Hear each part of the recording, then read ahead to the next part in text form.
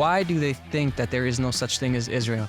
So I would ask, and they would tell me, there is no such thing as Israel. It never existed. What do you mean it never existed? You've never heard of the thousands of years of history that we've had in this land?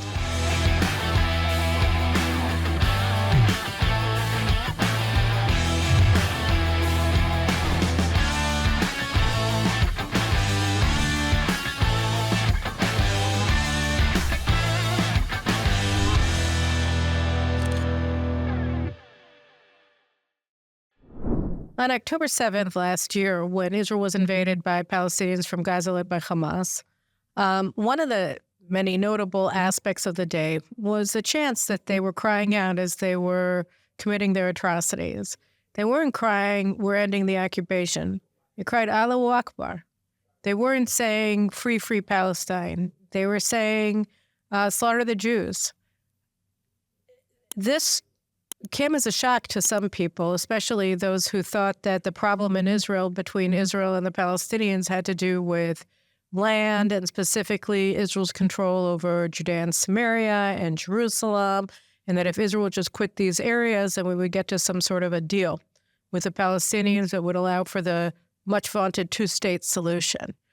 And, one of the most startling aspects, really, of the way that they were talking on October 7th is that they were referring to the far-left kibbutzim that they were invading and committing atrocities within, Be'eri, Kfar Aza, Nir Oz, etc., as settlements. We're entering the settlement of Be'eri, they announced when they came in. And it was a very startling statement for many Israeli ears who heard that and said, wait a minute, but Be'eri isn't a settlement. Those are only the places that were established after 1967 in Judea and Samaria. And so how can you claim that Be'eri, of all places, is a settlement? And that showed that really from the perspective of the Palestinians, Israel is a settlement, not part of Israel, not parts unincorporated into sovereign Israel, et cetera, et cetera. And that raised a lot of eyebrows and questions. Some of them have been completely asked, some of them haven't, some of them have been asked but not answered. And I'm joined today in the Caroline Glick Show by a young man named Moriel Bareli, who just wrote a book about what he discovered in series, hundreds, maybe even more, conversations with Muslims, with Arabs from the region, from outside of the region, about how they viewed Jews, how they viewed Israel, etc. It's called When a Jew and Muslim Talk. And I'm joined today in the studio with Moriel Bareli. So thank you very much for joining me on the show today. Thank you for having me. Well, this is a really interesting sort of half journal, half travelogue, almost half analysis of these many conversations that you had with Arabs, with Muslims from all over the region and the world. So, first of all, you're 29, right? You're a young father of two girls. How originally from Long Island, transplanted Israeli, how did this book come about? Well, the truth is it actually even started when I was much younger, about when I was 21 years old. And I was learning in yeshiva here in Yerushalayim, in the old city. And our dorms for the yeshiva were outside of the Muslim quarters, outside of Shara Prachim.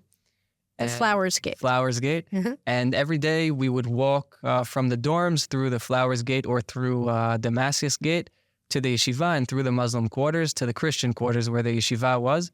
And this was actually back in 2016 when it was the knife intifada. And almost every day after or before we would pass through one of the gates, there were terrorist attacks. And I started to understand how important it is to understand Arabic and understand what's going on around me, and not be disconnected. So I started studying Arabic, and today I actually have an Arabic course that I teach, a digital course. And through learning Arabic, I started having conversations with Arabs and Muslims from all over the Middle East.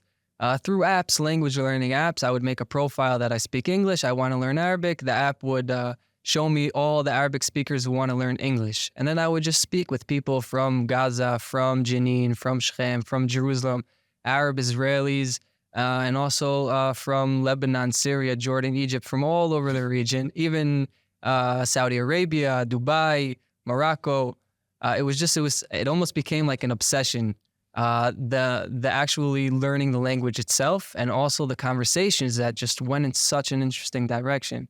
So initially, the idea is sort of, I don't know, kind of practical enough that what you're supposed to speak to them in Arabic and they're supposed to respond to you in English, or is that how it works? And talk about going to an ice cream parlor or whatever. I mean, what did you envision when you started using these apps that these conversations would even be about? Did you think about it at all, or? No, just mostly to just practice the language. Also, it was very interesting because most of the people that I spoke with would kind of forget that they were supposed to learn English, so they would just speak to me in Arabic in return. So for me, it was a win-win situation. I would speak and also hear, or I would write to them and they would write back to me in Arabic. And I just thought we would have, normal conversations, but it took a very sudden turn whenever I would mention that I'm from Israel or that I'm Jewish. For example, I spoke to someone, I said... Well, tell me the first time that this happened. Was it in the first conversation, or...? I don't remember exactly. There were hundreds, maybe thousands of conversations that I've had, but one of the most prominent... Along a period of how long? Well, the book, I bring conversations from over the past 8 years since I started with it, 7-8 years. But it was mostly before I drafted to the army, because once I drafted, they told me I had to delete the app and disconnect all the connections that I had. Also because I was in a unit that had a sivug bitroni. It was a classified unit. Right, like security clearance I had to get. So they told me, you can't talk to any of these guys anymore, delete the app. So in the time that I was in the army, I put that aside. But once I finished, I went right back to it. And until today, I use it to speak to Arabs and Muslims from all over the world. So, okay, so what happened? Was there one kind of conversation that you had that sort of said, oh, this isn't just about, playing soccer or whatever. Right. That this isn't just normal run-of-the-mill conversations that you have to practice the language. Right. Usually it would start when I would say, they would ask me where I'm from, and I would say from Israel. And then the reactions that I would get were, there is no such thing as Israel. It's only, conquered Palestine. So then I would start arguing with them, but then it went much deeper. I never was interested in the political, superficial level of the argument, but I always tried to understand what's the deeper meaning behind this. Why do they think that there is no such thing as Israel? So I would ask, and they would tell me, there is no such thing as Israel. It never existed. What do you mean it never existed? You've never heard of the thousands of years of history that we've had in this land, the kingdom of David and Solomon, and then some of them would laugh at me. For example, one told me, "What do you mean, kingdom of David and Solomon?" Was this Palestinian or? Yeah. No. Well, some were Palestinian, some were. Well, I personally don't like to use the word Palestinian, but some of them were from here, some of them were from other countries. But either way, what I really started to see was there's kind of this common denominator between all the different people that I spoke to, that they would give me the same reactions that were coming from the same source. So, for example, regarding King David and King Solomon, they would laugh at me and tell me, but they were Muslim. King David was Muslim. King Solomon was Muslim. For example, one girl she's an Arab Israeli from the north near Haifa, and I asked her about the Al-Aqsa Mosque, who built it, and she told me, so there's a hadith, which is basically the oral teachings of Islam. There's a hadith that says that there were multiple prophets that built the Al-Aqsa Mosque. The first was Adam Arishon, right, Adam, and afterwards Abraham, and of course King Solomon. He's even the main character that is that they put, they highlight that he built the Al-Aqsa Mosque. And I said, what do you mean? What about the Jewish temple? She said, there was never a Jewish temple. This is the so-called Jewish temple that you guys are looking for and digging for in Jerusalem. It doesn't exist. But the Al-Aqsa Mosque was built by King Solomon and Abraham and a different girl from Jerusalem. One time I asked her, where are you from? And she said, I'm from Jerusalem, the capital of Palestine.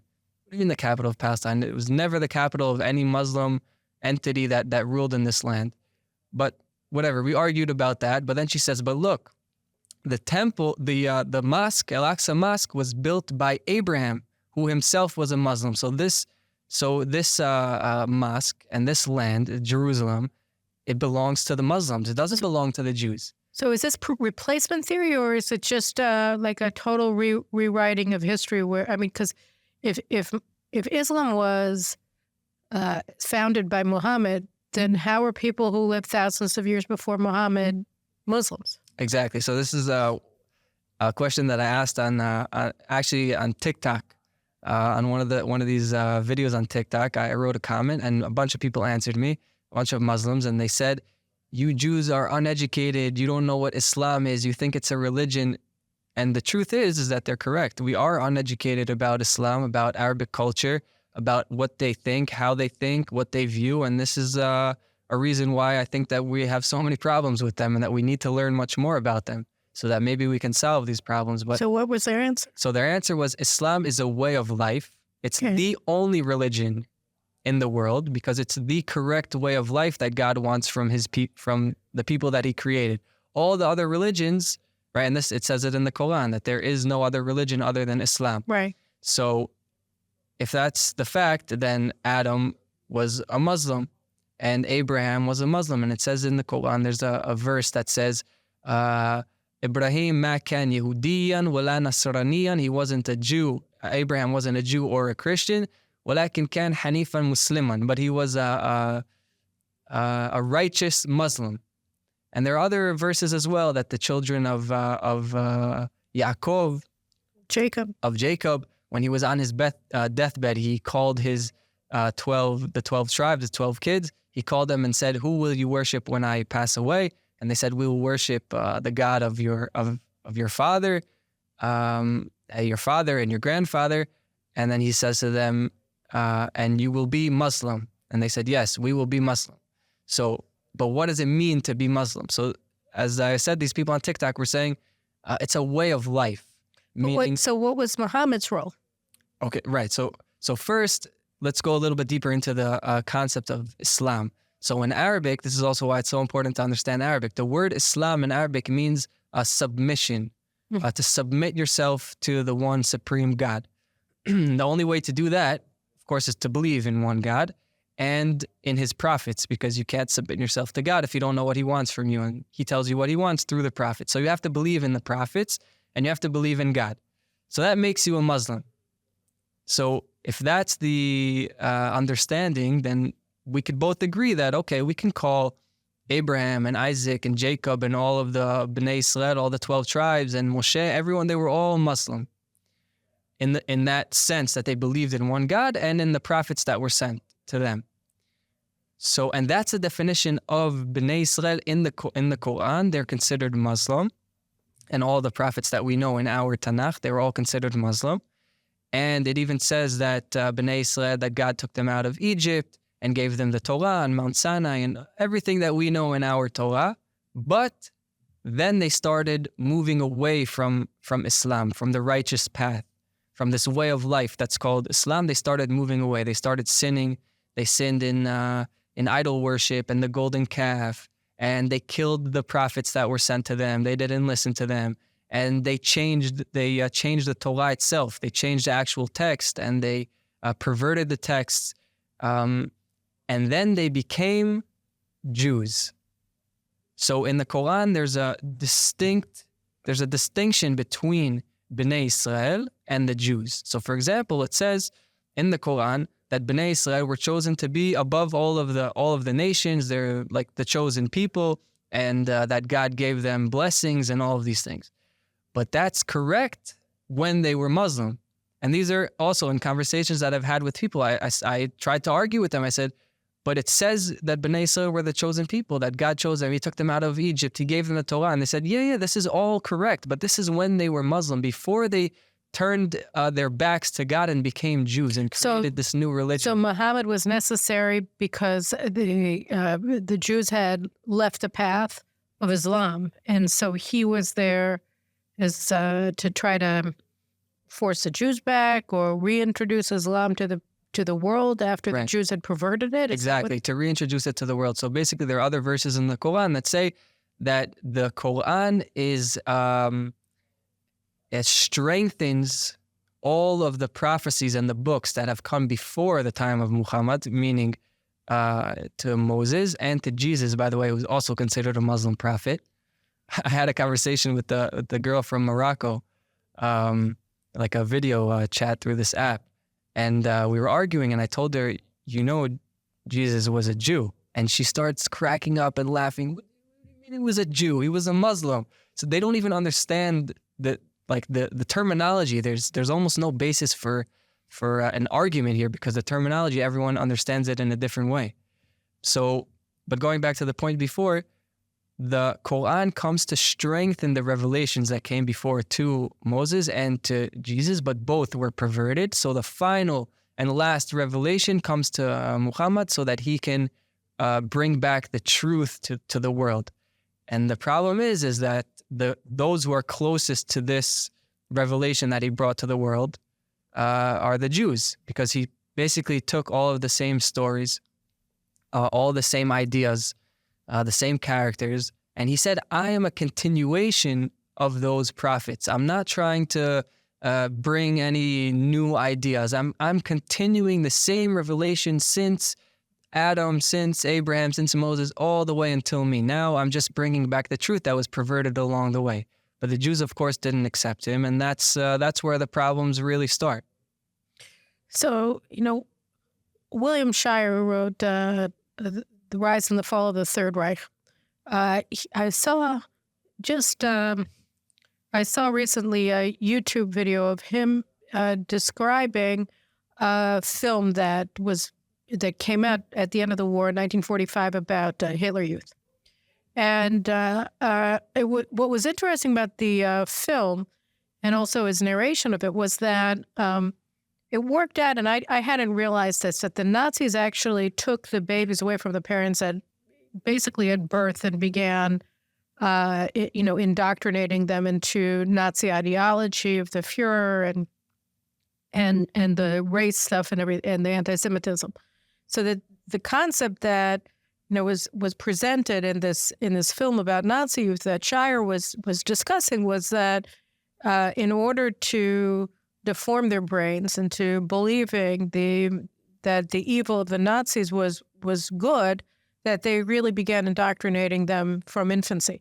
And in a way, there's a similar thing here, but it's much larger, because it's not just worship of a Fuhrer, it's worship of God, of Allah, and it's done not to one country in Europe, but to 50 countries and Muslim minority populations that are large, for instance, in India and other countries, that is much more all-encompassing. And so talk a little bit about the education that these people who you came into contact with were describing that they received in all of the societies that they live. Yeah, first of all, it's a very sad reality. But I don't even mean whether it's happy or sad. I mean, just in terms of what is Islam's place in their lives? Well, it's the main place in their lives. It has a main focus. A lot of people tell me, what about the secular Muslims? What does that mean? We can't copy and paste ideas from from the Western world, copy and paste it into the Muslim world and think that it works Muslims, the same. I mean, so in the West and to a large degree in Israel as well, although it's decreasing a bit over the past couple of decades, but there's always like this stark distinction between people who believe in God and who direct their lives in large part, or at least partially, through their faith. That their faith it imbues their daily activities and their perspective on the world. And those who adopt a secular, many times anti-religious perspective on the world, and they, want to be guided in almost in a quasi or replacement spirituality by science or by the New York Times or whatever it happens to be, but that's their go-to place to develop an understanding of of the world and their place in it. And so we make that distinction in Israel and in the United States, in Europe, throughout the Western world. And on the other hand, so if how does it work in Muslim societies? I think it's very different there because the Muslim society is so encompassed from the outside and from within by Islam. It's like everything for them. They didn't go through the Enlightenment era like the Western world did. And even if today there are some percentages that are starting to become what's called secular and really moving away from Islam, it's very small numbers from what I see, and the entire society revolves around Islam. So it's almost like there's no way out of it. And you can believe in it more, you could believe in it less, but it's in their DNA, it's in their education, in the schools. They go to the mosque, they hear it on the radio. This is the education that they receive. I actually spoke to, this was a bunch of years ago, but I spoke to someone from Jenin who his father was a sheikh in Jenin. His brother was in jail, in an Israeli jail. And he moved to, I think it was Germany, and he was an atheist. But when I would speak to him about these concepts, about Israel, about the Jews, he would go back to his Muslim education and he would tell me the same things. I told him, but this land belongs to us. This land was promised to us by God. He said, what are you even talking about? I said, it says it in the Quran. There's a verse that says, "Oh, Bnei Israel, remember when we told you to enter the promised land that God promised to you, and don't turn away, or else you will be lost," or something like that. It's not the exact translation, but so he said, yeah, that exact verse proves the opposite of what you're saying, that they lost their promise to this land, because that verse, first of all, is talking about Bnei Israel. Bnei Israel, the children of Israel, were Muslim. This verse, when they were promised the land, was when they went according to Islam. But once they became Jews and moved away, they totally lost this promise to the land. So, and then that verse is actually talking about Chet HaMeraglim. That's the spies, The spies who- 10 spies who went Right. into the land of Israel and then slandered it when they came back to the Exactly. people of So Israel. he's saying here, and so it says it in your Torah, and it says it in our Quran, and this is the point where the Jews lost their connection to the land, and because they moved away from God later on. So even though he calls himself atheist, he's basing his facts off of the Islamic education that he's had. So it's very difficult. I'm sure there are secular And you Muslims couldn't have a conversation with him that extended from that and explain, yes, but according to the biblical narrative, that after 10 out of the 12 spies spoke ill of the promised land, they were punished, and the children of Israel who believed them were punished by having to wander for another 40 years in the desert, etc. And it was only after they purged themselves of this doubt that, through that God allowed them to enter the promised land. The Bible itself issues a corrective, or the God of Israel forgave, in a sense, said, this is your punishment and this is what you have to do.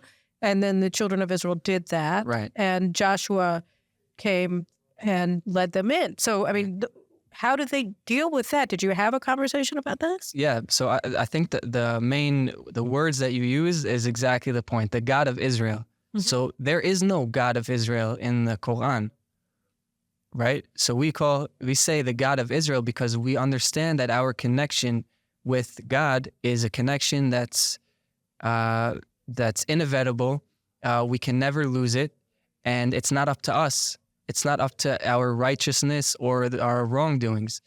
It's God chose the people of Israel for a certain purpose, and that's it. There's the pasuk that says, a verse that says that we are like children to God. So a father and a son will always have that relationship no matter what the son does. But they don't see it that way. That's a narrative that has been perverted, and exactly why Muhammad had to come to the world as a prophet to bring back the original truth, because the Jews perverted the Bible. They perverted the text, and they perverted the ideas, and that's not true. So I have a friend from Jerusalem, a Muslim friend, and one time we were arguing about this, and I asked him, what did God promise to Abraham? And he said, God promised him that he will be, he quoted a verse from the Quran that says that God promised Abraham that he will be a leader to all the nations. And then he continued the verse, which says, and then Abraham asked God, and will this covenant continue to my children? And God says, only to those who are not wrongdoers. But that's not what God said. God said only to Isaac. No, but that's not what it says in the Quran. So he doesn't, let's put it simply, it doesn't matter to him what it says in the Tanakh, in the Torah, in the Bible, because it's been perverted, it's been changed by the Jews for their own narrative. So whatever is written in his Quran, that's what he believes in. And that's what he bases his faith off of. Okay. And I think that that's exactly the point, that unfortunately, it seems like Islam is kind of based on the fact that the Jewish people turned from the righteous way. They went off the derech, as they say, and they left this religion of Islam. And because they never accepted it again when the Prophet Muhammad came to the world, so now they've been cursed, and there are also many verses in the Quran that say that the Jews, because of this, are cursed and all these bad things. So that gives strength to Islam, to Muhammad, to show, look, what I'm preaching, my revelation is the right one. Because look at the Jews. They're in the diaspora, they're cursed, they're left there, God, has set his wrath on them. And because they moved away from the righteous path and they're not willing to go back. But I'm continuing this righteous path from the beginning of time until now. So here's a question. I mean, I have another question, but here's a question I thought of while you were saying this. So in Israel, just going back to October 7th, there's long been this belief among people on the left, broadly speaking, that this is a problem between believers, that the Muslims have a problem with Messianic Jews that, believe that we're here as part of the fulfillment of God's promise to Abraham, Isaac, and Jacob, and the prophets' promise that we were going to be returned to the land of Israel after the destruction of the temples. And they're the problematic Jews, but that secular Jews who just view Israel as a normal country, that happens to be Jewish, but it's also democracy, and that the Muslims shouldn't have a problem with them because, they're not in this game. They're not in this conversation. But yet you see on October 7th, and of course in all of the terrorist attacks that Israel suffered throughout the century, really, of the Arab-Israel conflict, you see that there is no distinction made between the victims. That the very secular kibbutzniks in Kfar Aza or Be'eri again were treated with the same Quranic-based jihadist sadism or at the Nova Festival that religious soldiers who came on their paths were treated, and so how does Islam? Did the Muslims that you spoke with or that you continue to speak to, do they see do they have varying degrees of animosity towards Jews based on the outlook that the Jew ascribes to, or is this something because it's Quranically based that applies to everybody equally? How do they see the disputes within Jewish society, Israeli society? So I think they have a totally different distinction. I've never heard of a distinction between secular Jews and religious or Messianic Jews. They have a totally different distinction, which is between, they always say, we don't have a problem with the Jews, we have a problem with the Zionists. And what does that mean exactly? Who are these Zionists? And who are the Jews that they don't have a problem Right. with. So the fact that a Jew wants to come back to his homeland in Israel and have his own sovereignty, that turns him automatically into a Zionist, and in their eyes. And the Jews that they don't have a problem with are those who are willing to stay in the diaspora, wherever it is in the world, especially if it's under the control of an Islamic regime. So that's even better. Just like some of them, or a lot of people always say, you can tell it's a political conflict because before the founding of the State of Israel, the Jews lived happily ever after in Muslim lands. First of all, that's not necessary. I should talk to my father-in-law about that. Yeah, there were definitely very, very hard times under Muslim rule. But in general, yes, there were many, many years that the Jews lived peacefully under Muslim rule, but they were under Muslim rule as second-class citizens. They had to pay a special type of tax while they're, mushpalim. Well, they're humiliated. Humiliated. While they're humiliated, which is also based on a verse in the Quran. And they had all these laws that were set in place that they can't ride on a horse. They have to walk in the sewer, in the street, all these different things to humiliate them and always keep them under the hand of Islam.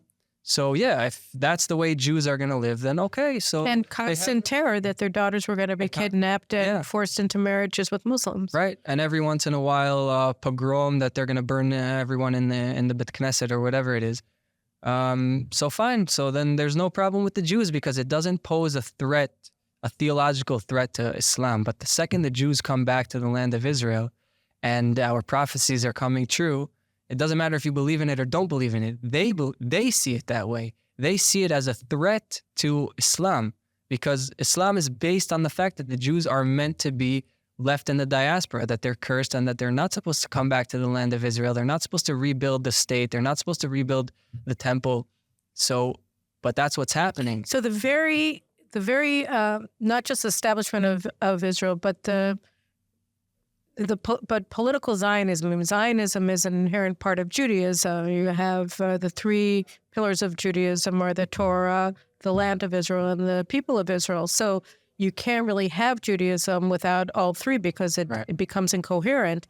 But and there were always Jews who lived here, and they lived subjugated under Ottoman rule, and they paid the jizya, and they weren't allowed to own land, and all of the other prohibitions that the Quranic laws of how to treat infidels places on Jews who live in Islamic societies. But the beginnings of the anti-Zionist awakening, or whatever you want to call it, by the Muslims in the land of Israel was with the rise as a tangible force of political Zionism, of Jews not only returning, but also Jews who live here were suddenly set upon by Muslims, like, for instance, the 250 plus Jews who were annihilated in an October 7th type of pogrom in Hebron, right? So it was the idea that, and when you look at that, you wonder what it is we can reach an agreement on. And that leads me to the next thing that I wanted to talk to you about, which was that October 7th happened almost 30 years to the day that we launched the Oslo Accords, the Oslo Agreement in 1993 at the White House. And the Oslo Accord was really the manifestation or the effort to implement the left-wing concept or the secular concept that the biggest threat to the possibility of coexistence was that this would become seen as a religious war between Jews and Muslims.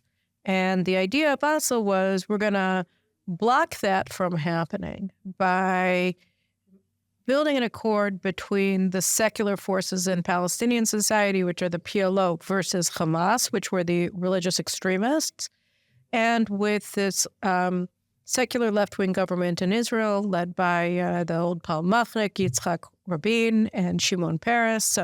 And they were the labor Zionists, and they were going to keep at bay the religious impulses inside of Israeli society, and they were going to reach an accord that was going to enable the conflict to be resolved and to neutralize the religious question. And I guess my question to you is that if I'm a secular Israeli or a secular Jew looking at the situation today, what's to stop me from thinking that October 7th wasn't simply the consequence of the religious impulses in Islamic society and in Muslim society or in Jewish society from just wrecking the whole thing?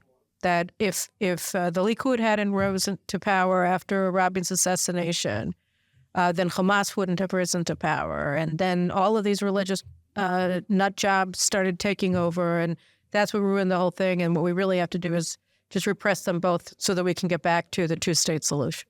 Well, it's very simple. First of all, you have to look at the charters, right? The Palestinian Authority's charter, PLO's charter, and the Hamas charter are very, very similar, frighteningly similar. In the Hamas charter, they bring a verse from the Hadith, from the oral teachings of Islam, that in the end of days, the Jews will hide behind the rocks and the trees, and the rocks and the trees will say, "Oh, Muslim, oh, servant of God, come and kill the Jew who's hiding behind me." So that's, straight up written in the Hamas charter. It's not written in the PLO charter, but it's all over the Palestinian Authority's media. There are endless sermons that are given in mosques around the Palestinian Authority and on their radio stations and television that talk about this passage from the Hadith. There's much incitement, and it's all stemming from Islam. It's not, I don't think that in any way they're considered secular, that they detach themselves from Islam, that they don't believe in Islam. They don't believe that this land belongs only to the Muslims. They don't believe that the Jews were cursed and left the righteous path, and therefore they don't belong here and they should never come back to this land.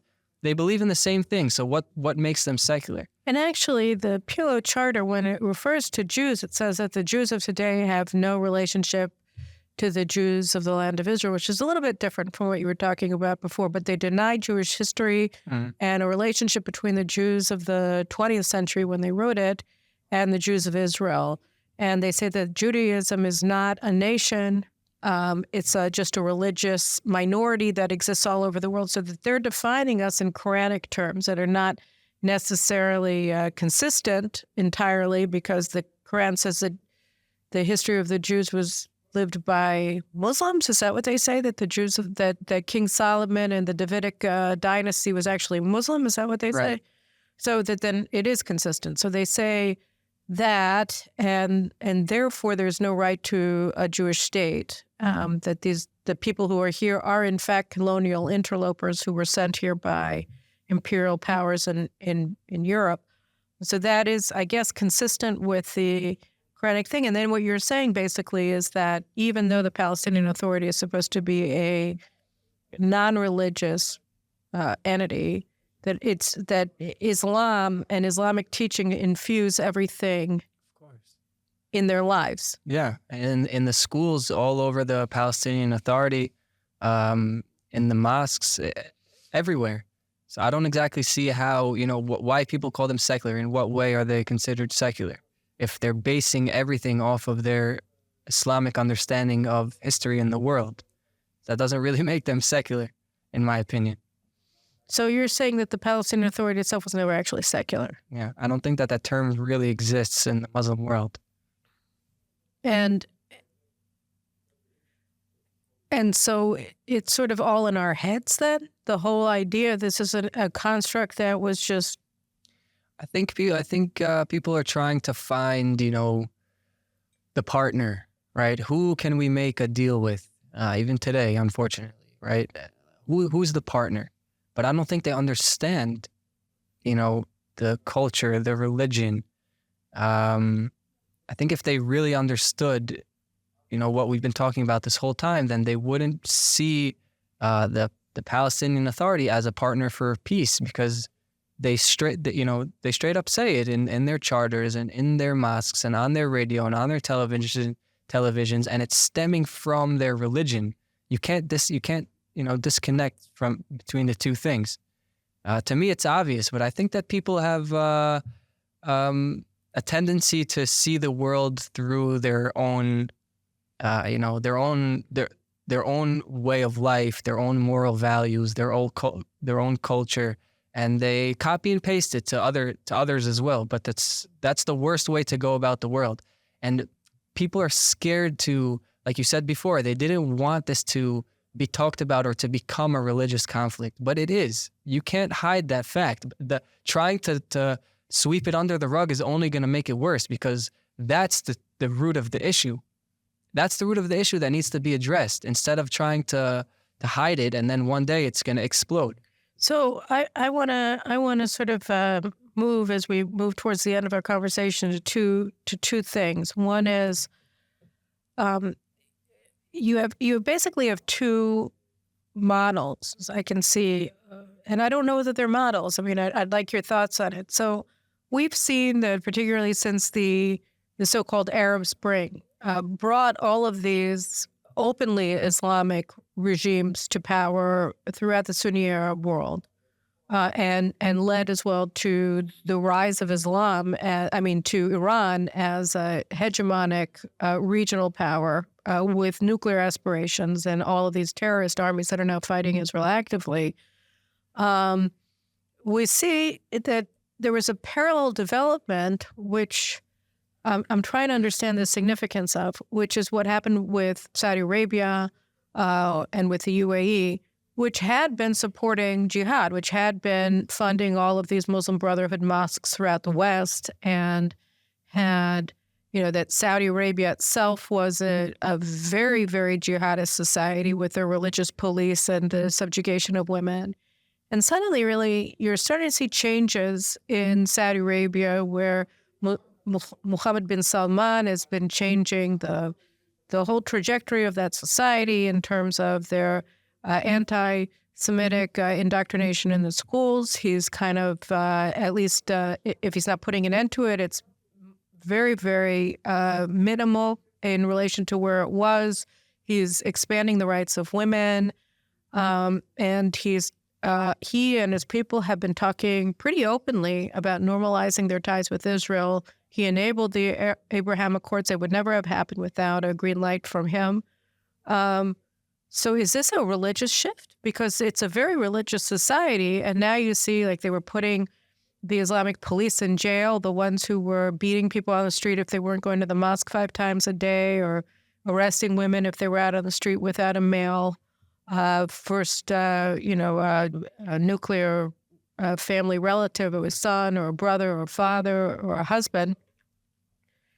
Do you see a religious shift here in Saudi Arabia, in the Islamic world? Is that happening? I don't know if it comes necessarily from a religious... Oh, wait, and do you talk to people in those countries about what's happening there? Yeah, so I've spoken to people from Saudi Arabia, from the United Arab Emirates, from Morocco, from places that we have normalization treaties with. And unfortunately, those that I've spoken to don't like Israel, don't support Israel, and don't support the agreements that exist between the two countries. And they say that the politics in the Middle East don't represent the civilians. So, I think that these peace treaties are great. They're incredible.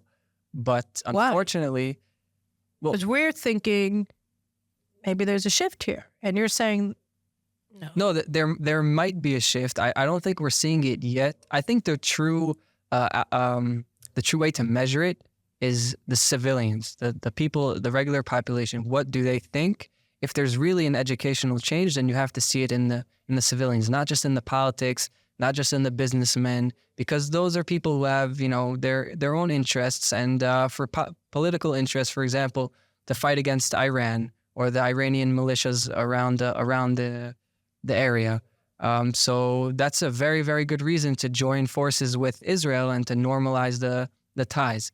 But if the civilians still hate us, then something's wrong here. Then there's no true shift, not religious, not social. So, but maybe it's, we have to kind of wait it out a little bit and see the outcome over time. I think that these treaties need to be used to cause an educational shift in the societies, in their perspective of Israel, in how they view us. Lately, I've been speaking to Muslims who actually view Israel in a positive light, and they actually their perspective through the Quran is actually in a positive light. And they say, just read the Quran. Look at all these verses that talk about Bnei Israel and how they were given blessings and how they were chosen as the chosen people. But I say, yeah, but that's all the commentary is talking about how that was in the past when they were Muslim, and now the Jews are not. That doesn't belong to the Jews. And they say, don't read the commentaries, just read the Quran. So they have this perspective. Who are they? Some Arab Israelis, some I've been speaking to from Syria lately, who have been very happy about the Hezbollah? Yeah, everything that Israel is doing against Hezbollah, because Hezbollah is killing their people, the Sunnis in Syria as well. But not all of them. Even yesterday, I spoke to someone from Syria, and I said, so what, are you happy about that Nasrallah was eliminated? And he said, of course. And I said, so in that manner, are you supportive of Israel? And he said, look, the fact that I'm happy that Nasrallah was killed doesn't turn me into a Zionist, right? So he doesn't support Israel. He doesn't view us in a positive light, but he's happy. So, but there's a direction here. And I think that Israel needs to take advantage of the changes that are happening in the Muslim world. If it's peace treaties and if it's war that is positive for other Muslim minorities or even majorities in the Muslim world, and use that to build better relationships and change education. I think that needs to be the main focus of Israel, is how we can change their perspective of us. But I think that first, before that could happen, I think it starts from us, that we need to change our education. We have to strengthen our belief in this land, why we have to be, right? How we say, Lama lo Uganda? Why not Uganda? We could have created the state for the Jewish people anywhere else in the world. Why specifically here? It has to be here. We have a very special connection to this land that was promised to us by Hashem, by God, and we can't disconnect from that. So here, two points to take that in as we start moving towards ending the show. So the first one is the Shabak director, the Shin Bet director, Ronen Bar, was quoted in the media today as saying now is the time for Israel to reach a deal with the Lebanese. And that's very much parroting the American position that the Biden administration has been pushing Israel to reach a ceasefire with Hezbollah really since October 8th. And they've been doubling down since Israel started making strategic gains in terms of decimating Hezbollah in recent weeks. And here's the head of the Shabak saying that. And by the way, this is the same Ronen Bar who insisted that Hamas had been deterred and that all they wanted was to improve their standard of living, and that Israel could continue to buy them off with truckfuls of cash from Qatar and work permits inside of Israel for the Gazans. So he apparently hasn't actually learned anything over the past year, and that's kind of sad. On the other hand, there's this poll that was just published last night by Channel 11 asking Israelis whether they became more religious or less religious since the start of the war on October 7th. And so they said 18% of Israelis say that they don't believe it, that they're atheists and that they haven't changed. 49% that said that their religious faith hadn't changed since October 7th. 6% said that their religious faith had been weakened. 27% said that it had been strengthened. So I find the 27% to be pretty significant. I mean, that's over a quarter of Israelis say that they've become more religious since October 7th. So plugging these two things in, Ronen Bar, who's one of the heads of Israel's strategic level of decision-making, or at least he's not supposed to be a decision maker, he's supposed to be a decision shaper, at least by being one of the heads of the security services, seeming to have had no learning curve over the past year. And on the other hand, you see 27% of Israelis have become more religious. So how does that kind of tie into you? Because I have to say that when I think about the nature of Islam, as you've described it to me, as it has been described to you by Muslims over the past several years of conversations with them, it's very sad. I mean, it sort of makes you very despondent. Like their entire worldview expunges me from this world. It says that I don't even exist, that I am not who I say I am, that they get to say who I am, just like the PLO charter says who I am, or the Hamas charter says who I am, or the Hadith say that I am. And there's nothing I can do about it. It is just Fortress Israel against Islam, because this belief system negates my very existence and says that the fact that I assert my existence makes me a legitimate target for annihilation. So why is belief important? Why is Jewish? What does it matter? I think that's the exact point, that they are basically telling us who we are and who we are not according to their belief. And we have to prove to them that we are who we truly are. And I think that's the main thing that can change them, is to prove to them that we are Bnei Israel from their Quran and from our Tanakh, that God never left us and never will leave us. But we have to prove it to them, one, in our beliefs, we have to truly believe it, and two, in our actions. If we are talking about giving over Judea and Samaria, the biblical heartland of Israel, where 90% of all of our history occurred, and all of the holy sites, that's where they're located. We're talking about giving that over to the Arabs, to the Palestinian authority. So we're telling them that they're right. We're telling them that they're right. We're strengthening. I think this literally needs to be a strategic parameter. Psychology is 100% a strategic parameter. You know, even they blew up when Israel blew up the pagers. Mm-hmm. It's not only did they take out 3,000 of the Hezbollah members, but it's a psychological warfare as well. So we have to take this into account. If this is a religious war, if their religion is based off the fact that the Jews today are not connected to Bnei Israel, that we have no connection to this land, that we have no right to be in this land, we have to prove to them that we are Bnei Israel, that God never left us, and that this land is our land. We have to prove it to them in our beliefs and in our actions. And I think the same thing, you know, in Gaza and in Lebanon, there are three things mainly that, people say that the Arabs the language that they speak is strength. You know, you probably heard that before. So I think that's only partially right. There are three things that consist of the language of the Middle East. It's strength, respect, and God. And they all go together. If you're strong, then people will respect you. And the only way to be strong is if you have self-respect. And if you have that, then God is on your side. If you're weak and you have no self-respect, then obviously God's not on your side. That's the name of the game. And if we're showing them that we're weak, that we have no self-respect for our religion, for our history, take our land, take half of it, take our holiest sites, we'll just give it over. We're proving to them that they're right, that we have no self-respect, that we're weak, and that God is on our side. And that fuels this religious war.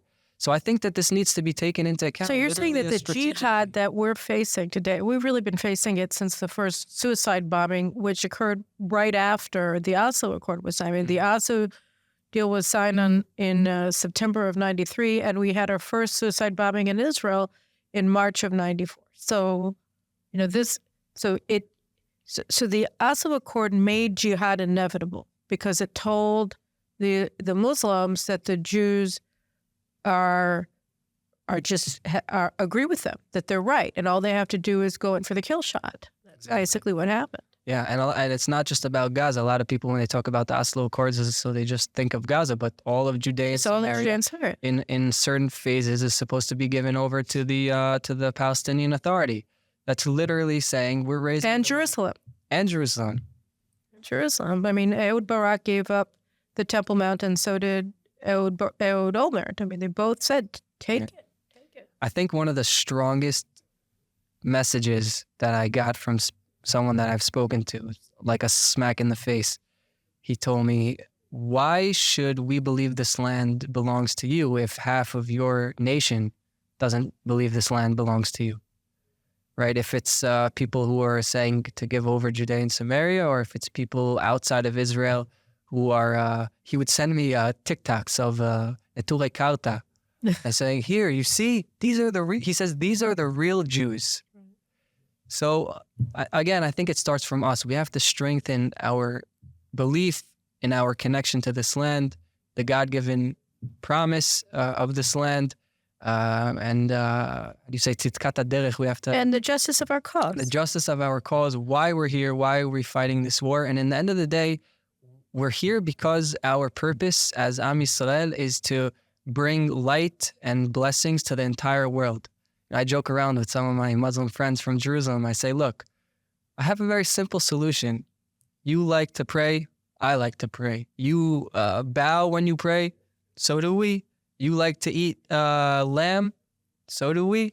Let's do it together on Har HaBayit. We'll do a little shiputz, a little makeover of the Dome of the Rock. It'll be rectangular instead of circular. And let's do it together. What's the problem? So, I'm joking and I'm simplifying it, but they would joke, they would laugh as well. And they said, it's not going to happen. But then I said, but what if it does happen? What if we do build a temple? What would your reaction be?